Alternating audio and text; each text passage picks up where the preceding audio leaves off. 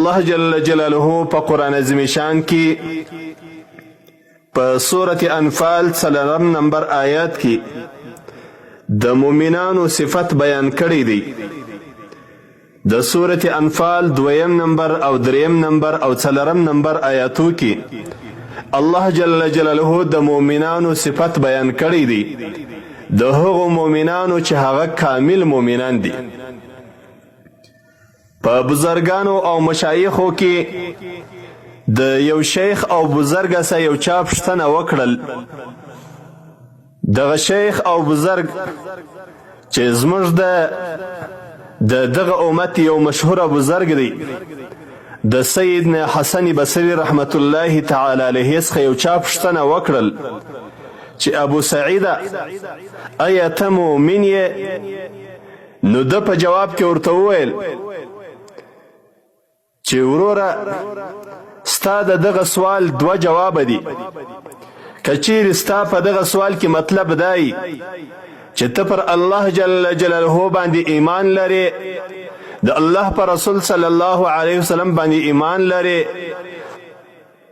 په جنت باندې ایمان لرې، په جهنم باندې ایمان لرې، کدی د دغه سوال څخه مطلب دی نو زه الحمدلله مؤمن یم، پر الله می ایمان دی، د الله پر رسول می ایمان دی، د الله پر کتاب می ایمان دی، پر جنت او پر جهنم می ایمان دی.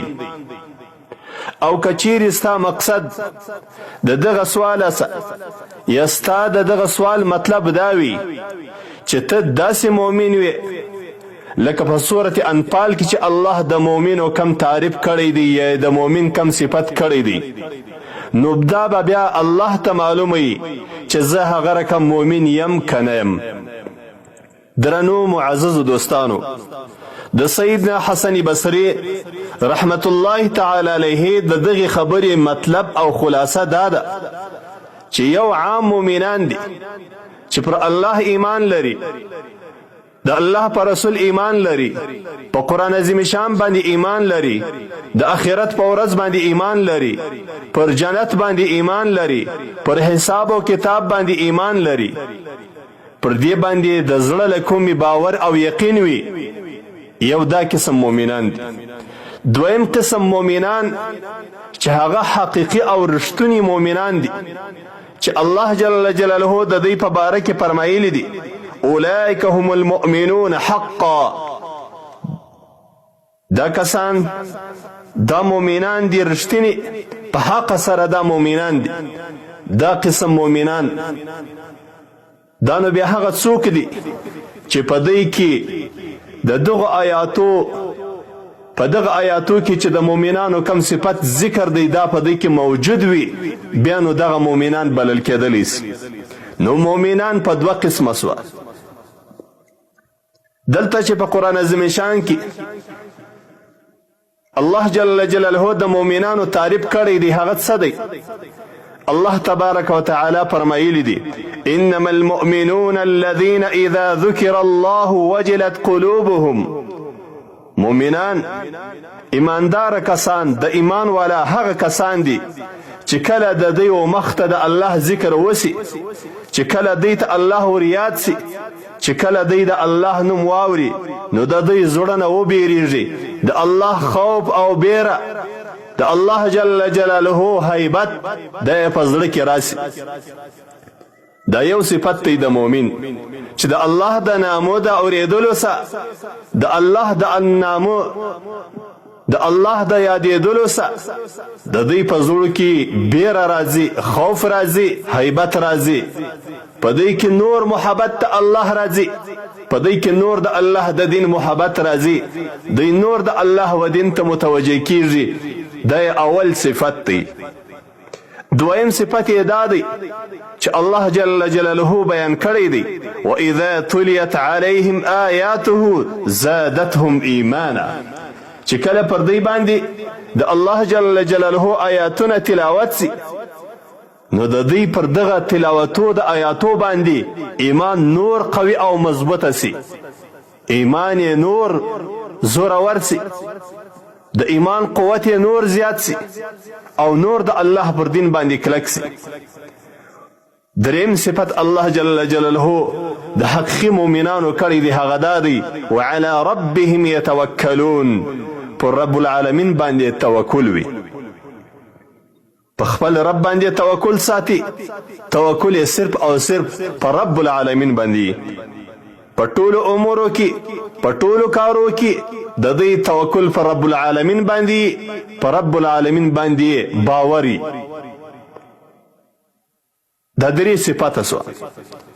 څلورم صفت الله جل جلاله د حقیقي مؤمنانو هغه دا بیان کړی دی الذين يقيمون الصلاة.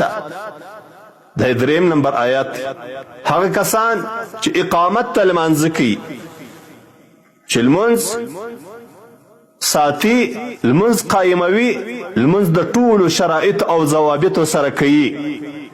ومما رزقناهم ينفقون، او د بعضې هغو مالو څخه چې الله ودی ته ورکړي دی انفاق کوي، د الله په لار کې ورکړه کوي.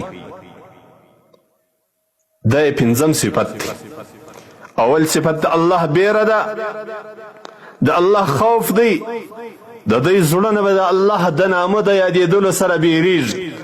دویم صفت یې دا دی چې د الله په آیاتو باندې د دوی نور ایمان مضبوطه کیږي، قوي کیږي.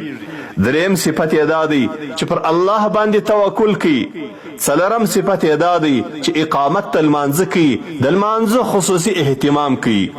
پنځم صفت یې دا دی چې په دوی کې به سخا وي، زکات، خیرات، صدقاتي، د خپلو قریبانو او دوستانو سره وسیله پر عامو مؤمنانو مسلمانانو باندې شفقت او رحم. په هغه کې فقیر دی، مسکین دی، مسافر دی، کونډه ده، یتیم دی، قریب دی او مسایه دی، چې څه الله جل جلاله په خپل مبارک کلام کې ذکر کړی دي. د دغو ټولو مسکینانو د دوی یو خاص قسم خیال ساتل، په خپل مال کې پر دوی باندې یو وسیله او رحم کول، دا یې پنځم صفت. نو الله جل جلاله د دغو خلکو په باره کې فرمایلي دي اولئک هم المؤمنون حقا. دا نو هغه کسان دي چې دوی مؤمنان دي په حق سره، د دوی ایمان دی پر الله جل جلاله باندې په حق سره. لهم درجات عند ربهم، د دوی دپاره درجې دي د دوی د رب په نیز باندې. دا یو صفت دی الله و دغو مؤمنانو ته چې په دغو پنځو صفاتو باندې یو مؤمن متصف وي، د هغه دپاره یو انعام دا دی چې الله به دغه انسان ته لوړې درجې ورکوي. دویم انعام یې دا دی ومغفرة د الله تبارک وتعالی له طرفه و دوی ته مغفرت دی. دریم لوی انعام ورزق کریم، او د عزت رزق دی چې الله جل جلاله به دوی ته ورکوي. دغه حق مؤمنانو ته الله جل جلاله درې انعام ورکوي. یو انعام لوی او بلندی درجې دي چې الله جل جلاله به دوی ته ورکوي.